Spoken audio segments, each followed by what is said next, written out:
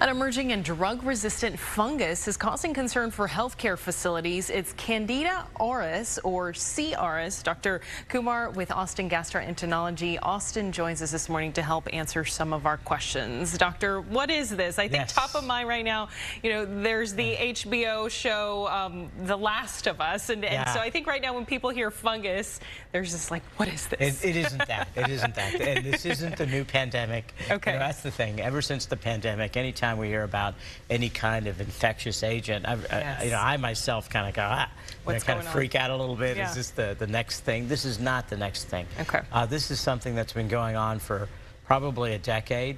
Candida auris is a fungal infection. Its cousin Candida albicans has been prevalent for decades and decades. And it, particularly in the days of AIDS and HIV, we were seeing immunocompromised people get Candida, and it was treatable. And now, with immunotherapy, chemotherapy, immunocompromised states, you still see Candida albicans, and it is prone it's susceptible to treatment. What's unusual of this Candida auris, which was first described in 2009, and since the pandemic has worsened, in fact, the CDC, this is a report by the CDC in the Annals of Internal Medicine by the head of the mycotic, which is the fungal branch of the CDC, but they've documented between 2019 and 2020, and then again 2020 to 2021, and there's an upward tick of over 43% of this fungal infection. It's in 17 states, so it's becoming more and more prevalent, and it's not responsive to the typical drugs. So that sounds alarming. Tell us a little bit more about what are some of the symptoms, where can you even get this, and what happens if you do get it? Yeah, and so you don't want it because it's not responsive that well to the treatments that we have.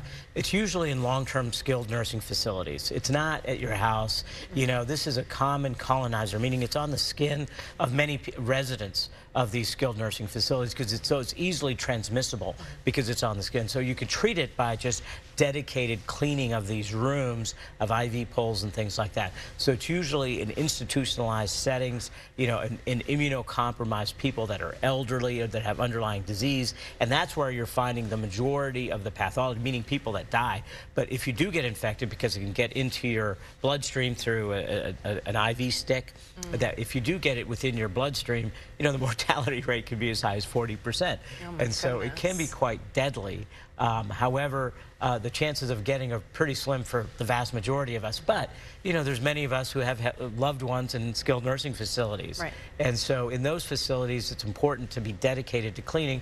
And of course, there's staffing shortages, there's nursing shortages, right. So it compounds the problem. And we're seeing the most vulnerable people susceptible to this new infectious agent. Yeah. Doctor, how can we be advocates for our loved ones who are in these situations, or if us ourselves are trying to be advocates in terms of making sure things are clean? That's right. And so, with this kind of news, and it's spreading, so if you do have a loved one in a skilled nursing facility, that's when I have so many nurse friends of mine that when they go to the hospital, they go, I'm the nurse, right? They take the onus upon themselves to be in the room to make sure that their loved one is cared for properly, because there are nursing shortages and nurses do the best they can, but a little help goes a long way.